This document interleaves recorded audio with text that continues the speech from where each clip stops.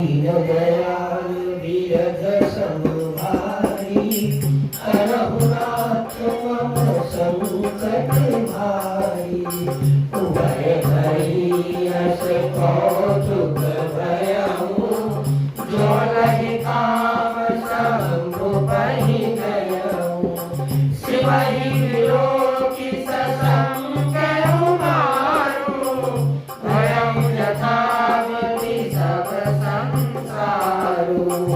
भय तुरत सब जीव सुखारे जीवन उतर जय मत मारे तू कही जय की मदन भय माना दुराधर से दुर्गम भगवाना विगत लाज कछु करि नहीं जाई मरण खाने मन रच उगाए प्रगट सिकुर करु चिरहि पुराया कुसुम नव करु राज विराजा वन वन वाटिका धरारा परम सुभग सब दिशा विभागा जगत जनु जगत अनुरागा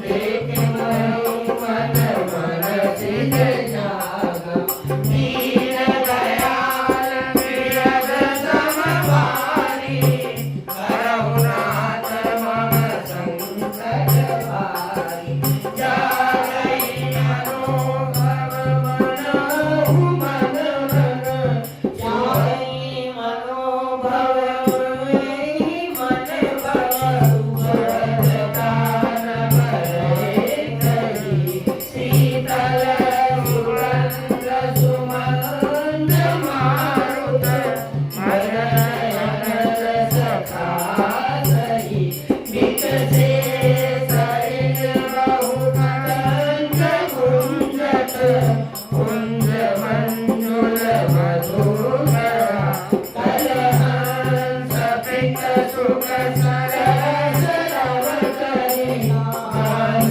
नाचनी अप्सरा दीन दयाल वीरज समभारी रघुनाथ मम संकट भारी सकल कला कलै कोटि विधि हारहु सेन सवेग चलई न अचल समाधि शिव कोपि उदय निकेत बोलो दीन दयाल वीरज समभारी रघुनाथ मम संकट भारी। दो घड़ी तक ऐसा तमाशा हुआ जब तक कामदेव शिव जी के पास पहुंच गया। शिव जी को देखकर कामदेव डर गया। तब सारा संसार फिर जैसा का तैसा स्थिर हो गया। तुरंत ही सब जीव वैसे ही सुखी हो गए जैसे मत वाले नशा पिए हुए लोग मद नशा उतर जाने पर सुखी होते हैं। दुराधर्ष जिनको पराजित करना अत्यंत ही कठिन है और दुर्गम जिनका पार पाना कठिन है। भगवान संपूर्ण ऐश्वर्य धर्म यश ज्ञान और वैराग्य रूप 6 ईश्वरीय गुणों से युक्त रुद्र महाभयंकर शिव जी को देखकर कामदेव भयभीत हो गया। लौट जाने में लज्जा मालूम होती है और करते कुछ बनता नहीं। आखिर मन में मरने का निश्चय करके उसने उपाय रचा। तुरंत ही सुंदर ऋतुराज वसंत को प्रकट किया। फूले हुए नए नए वृक्षों की कतारें सुशोभित हो गई। वन उपवन बावली तालाब और सब दिशाओं के विभाग परम सुंदर हो गए। जहाँ तहाँ मानो प्रेम उमड़ रहा है, जिसे देखकर मरे मनों में भी कामदेव जाग उठा। मरे हुए मन में भी कामदेव जागने लगा। वन की सुंदरता कहीं नहीं जा सकती। कामरूपी अग्नि का सच्चा मित्र शीतल मंद सुगंध पवन चलने लगी। सरोवरों में अनेक कमल खिल गए जिन पर सुंदर भौरों के समूह गुंजार करने लगे। राजहंस कोयल और तोते रसीली बोली बोलने लगे और अप्सराएं गा गा कर नाचने लगी। कामदेव अपनी सेना समेत करोड़ों प्रकार की सब कलाएं उपाय करके हार गया, पर शिव जी की अचल समाधि न टिकी। तब कामदेव क्रोधित हो उठा। दीन दयाल वीरज समभाई हरहु नाथ मम संकट हारी। देखी रसाल बिटप बरसाता तेहि पर चढ़ऊ मदन मन माथा। सुमन चाप निज सर संधारे अतिरिक्त ताकी शमन लगितारे। छाड़े विषम विसज उर लागे ज्योति समाधि शंभु तब जागे। भयउ ईश मन क्षोभ विसेची नयन उगारी सकल दिश देखी। सौरभ पल्लव मदन विलोका भयउ कोप कंपेउ त्रैलोका। तब अवधि सर नयन उगारा चितवत काम भयउ जयचारा। हाहाकार भयउ जगवारी जयते सुर भय असुर सुखारी। समुझ काम सुख सोचहि भोगी भय अकंटक साधक जोगी। दीन दयाल विरज समभाई हरहु नाथ मम संकट हारी। जोगी अकंटक भय पति गति सुनत रति मोरे छावई। रोदति बदति बहु भांति करुणा करति शंकर पहि गई। अति प्रेम करे विनती विविध विधि जोरी करे सन्मुख रही। प्रभु आशुतोष कृपाल शिव अवधानी अति बोले सही। दीन दयाल विरज समभाई हरहु नाथ मम संकट हारी। अब तेरति तब नाथ कर होयहि नाम रनम। बिनु बपुरा कहि सबहि पुनि सुनु निज मिलन प्रसंग। दीन दयाल विरज समभाई हरहु नाथ मम संकट हारी। आम के वृक्ष की एक सुंदर डाली देखकर मन में क्रोध भरा हुआ कामदेव उस पर चढ़ गया। उसने पुष्प धनुष पर अपने पांचों बाण चढ़ाए और अत्यंत क्रोध से लक्ष्य की ओर ताककर उसने कान तक ठान लिया। कामदेव ने तीक्ष्ण 5 बाण छोड़े जो शिव जी के हृदय में लगे। तब उनकी समाधि टूट गई, वे जाग गए। ईश्वर शिव जी के मन में बहुत क्षोभ हुआ। उन्होंने आंखें खोलकर सब ओर देखा। जब आम के पत्ते में छिपे हुए कामदेव को देखा तो उन्हें बड़ा क्रोध हुआ, जिससे तीनों लोग कांप उठे। तब शिव जी ने तीसरा नेत्र खोला। उनके देखते ही कामदेव जलकर भस्म हो गया। जगत में बड़ा हाहाकार मच गया। देवता डर गए, दैत्य सुखी हुए। भोगी लोग काम सुख को याद करके चिंता करने लगे और साधक योगी निष्कंटक हो गए। योगी निष्कंटक हो गए। कामदेव की स्त्री रति अपने पति की यह दशा सुनते ही मूर्छित हो गई। रोती चिल्लाती भाग भाग से करुणा करती हुई शिव जी के पास गई। अत्यंत प्रेम के साथ अनेकों प्रकार से विनती करके हाथ जोड़कर सामने खड़ी हो गई। शीघ्र प्रसन्न होने वाले कृपालु शिव जी अबला असहाय स्त्री को देखकर सुंदर उसको सांत्वना देने वाले वचन बोले, हे रति, अब से तेरे स्वामी का नाम अनंग होगा। वह बिना ही शरीर के सबको व्यापेगा। अब तू अपने पति से मिलने की बात सुन। दीन दयाल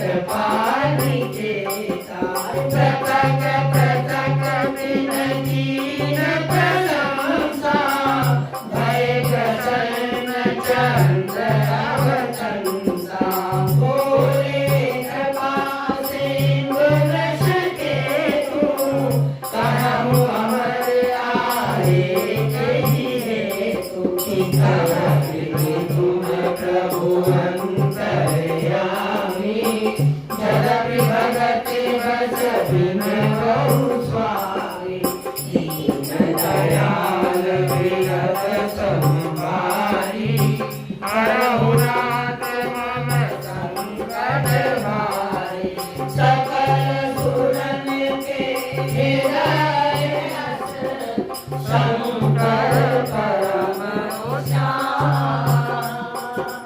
निज नयन देखा जननी नाथ तुम्हारे विवाह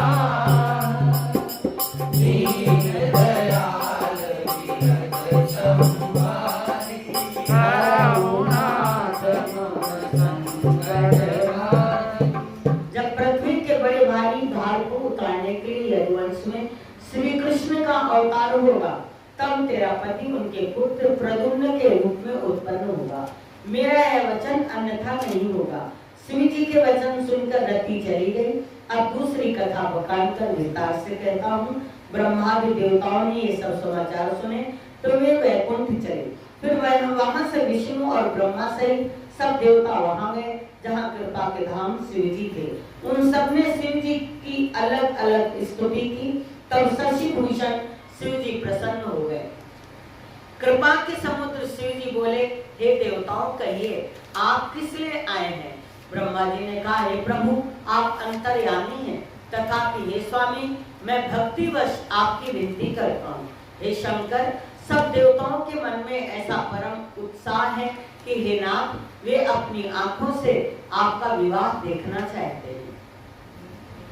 दीन दयाल विरध संभारी हरहु नाथ मम संकट भारी अयुत सब देखिय भरि लोचन तुम कछु करहु मन मोहन काम जारि रखि करो कर दीना कृपा से तुझ अति बल दीना सचित प्रभु निकरहि बसारो नाथ प्रभन सहज सुभाव पार्वती तप की दया पारा करहु दास अभयंगीकारा सुने विधि विनय समुझि प्रभुवानी ऐसे हो कहा सुकुमारी तब देवन दुंदुभि बजाई बरसि सुमन जय जय सुर साई अवसर नारी सप्त ऋषि आए तुरत ही विधि भवन पठाए प्रथम धरे जहरहि भवानी बोले मधुर वचन छलसाई दीन दयाल विरध समभाई हरहु नाथ मम संकट भारी हमार न सुनहु तब नारद के उपदेश अथवा झूठ तुम्हार पन जारहु काम महेश बोलो दीन दयाल विरध संभारी हरहु नाथ मम संकट भारी। ये कामदेव के मत को चूर करने वाले आप ऐसा कुछ कीजिए कि जिससे सब लोग इस उत्सव को नेत्र भरकर देखें। हे कृपा के सागर कामदेव को भस्म करके आपने रति को जो वरदान दिया सो बहुत ही अच्छा किया। हे नाथ, श्रेष्ठ स्वामियों का यह सहज स्वभाव है कि वे पहले दंड देकर फिर कृपा किया करते हैं। पार्वती ने अपार तप किया है, अब उन्हें अंगीकार कीजिए। ब्रह्मा जी की प्रार्थना सुनकर प्रभु श्री रामचंद्र जी के वचनों को याद कर श्री शिव जी ने प्रसन्नता पूर्वक कहा, ऐसा ही हो। तब देवताओं ने नगाड़े बजाए, फूलों की वर्षा करके जय हो, देवताओं के स्वामी की जय हो, ऐसा कहने लगे। उचित अवसर जानकर सप्त ऋषि आए और ब्रह्मा जी ने ही तुरंत उन्हें हिमांचल के घर भेज दिया। वे पहले वहां गए जहां पार्वती जी थी और उनसे छल से भरे मीठे विनोद युक्त आनंद पहुंचाने वाले वचन बोले। नारद जी के उपदेश से तुमने उस समय हमारी बात नहीं सुनी, अब तो तुम्हारा प्रण झूठ हो गया, क्योंकि महादेव जी ने काम को ही भस्म कर डाला है। दीन दयाल विगत सब भारी, हरहुनाथ मम संकट भारी। सुनि बोली मुझे भवानी, उचित दया मुनिवर विज्ञानी। तुम्हारे जाने काम अब जारा, अब लग संग रहे सविकारा। हमरे जाने सदा शिव जोगी, अजय अजय काम रमोगी। जो मैं शिव से यश जानी, प्रीति समेत करम मनवानी। तो हमार पद सुनाऊं रीता, करे दर्द जबाल बीता। तुम जो हार जाने तुम्हारा, सोई रति भय विवेक तुम्हारा। गात अनल कर सहज सुनाऊं, विमति निकट जाई नहीं खाऊं। गए समीप सो अवश्य जाई, अति मन मन महेश गिनाई। दीन दयाल विगत सब भारी, हरहुनाथ मम संकट भारी। सिया से मुनि वचन सुनी, देख नीत विश्वास। चले भवानी नाई सिर, गए हिमाचल पास। दीन दयाल विगत सब भारी, हरहुनाथ मम संकट भारी। यह सुनकर पार्वती जी मुस्कुरा कर बोली, हे विज्ञानी मुनिवरों, आपने उचित ही कहा है। आपकी समझ में शिव जी कामदेव जी को अब जलाया है। अब तक वे तो विकार युक्त कामी ही रहे, किंतु हमारी समझ में शिव जी